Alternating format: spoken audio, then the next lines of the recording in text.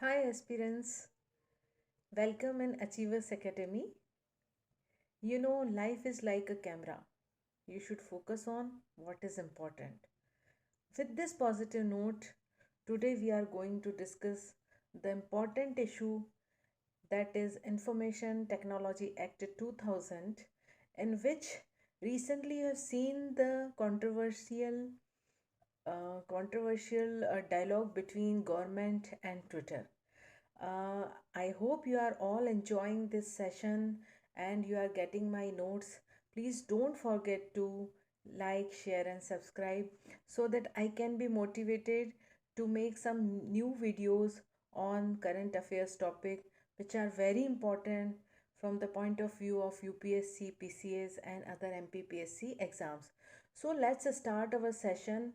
That what do you mean by Information Technology Act, which is being in news very much trending now. And the Information Technology Act 2000 was enacted by Parliament of India and on 9th of June 2000, and it is in force since 17th October 2000.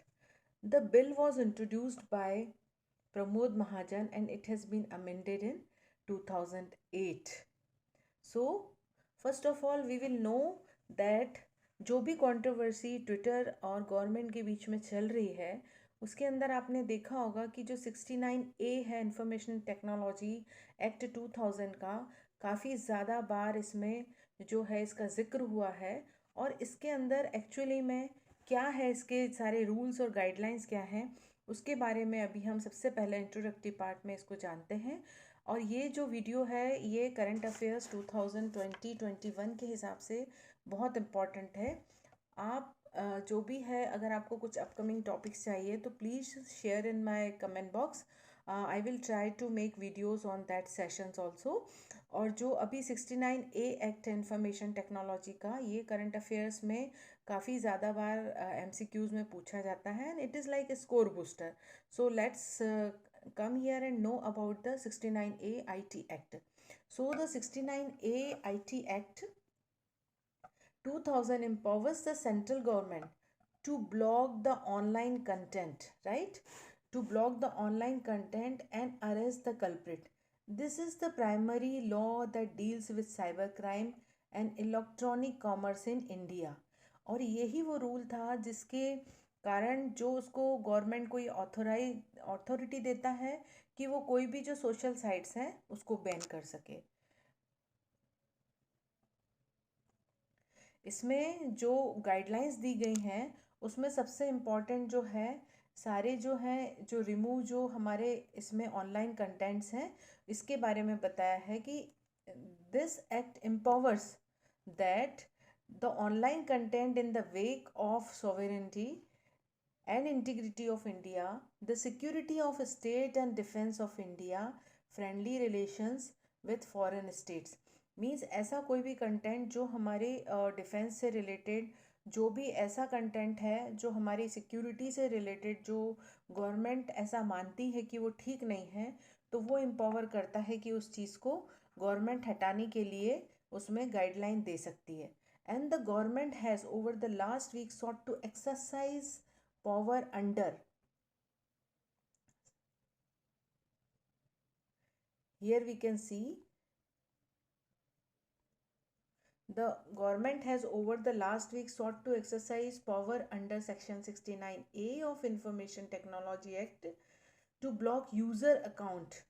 Here we should understand that this technology act have this authority that it can block user account critically of the form bills. और इसी को लेके government ने जो है notices जारी किए थे ट्विटर को कि वो जितने भी अकाउंट्स हैं जो कुछ ऐसे टॉपिक्स को वहाँ पे डेपिट कर रहे थे उन सभी को बैन करे.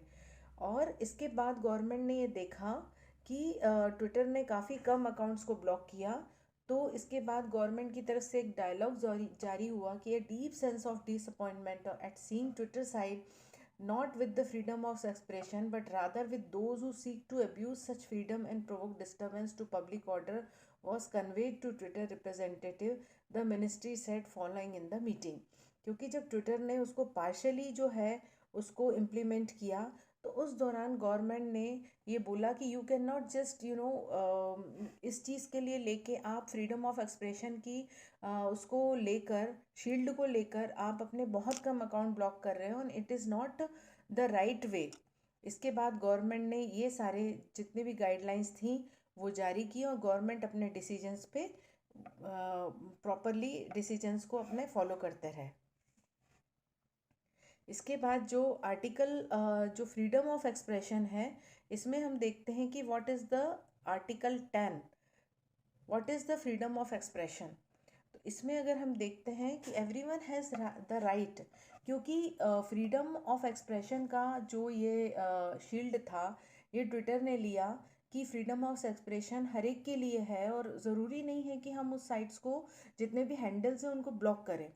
तो actually what is the freedom of expression? तो this article 10 is the human right act के अंतर्गत फ्रीडम ऑफ एक्सप्रेशन दिया हुआ है कि everyone has the right of freedom of expression. This right shall include freedom to hold opinion and to receive and impart information and ideas without interference by public authority and regardless of frontier.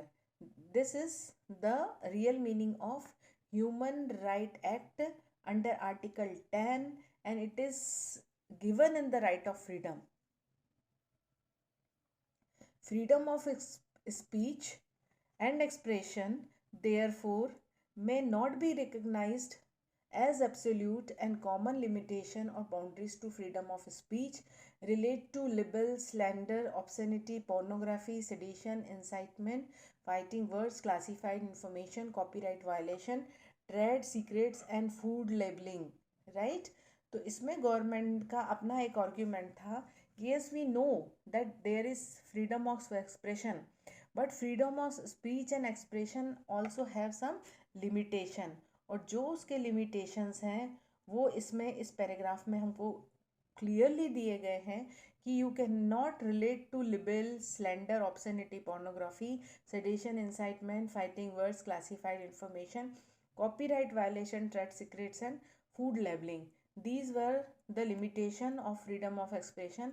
और इसी को लेकर government ने अपना जो भी strict notice issue किए थे इंफॉर्मेशन एंड टेक्नोलॉजी के इस आर्टिकल को लेके कि ट्विटर के जितने भी हैंडल हैं वो ब्लॉक किए जाए, और गवर्नमेंट ने अपने एक अलग से आर्ग्यूमेंट रखा था जहाँ की ट्विटर ने ये बोला था कि फ्रीडम ऑफ एक्सप्रेशन है। तो now we can just summing up that freedom of expression is there, but there are some limitation for that freedom of expression. और ये जो है क्वेश्चन काफ़ी इम्पॉर्टेंट है।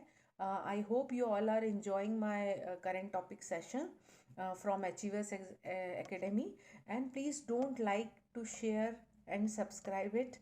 Thank you. Thanks a lot.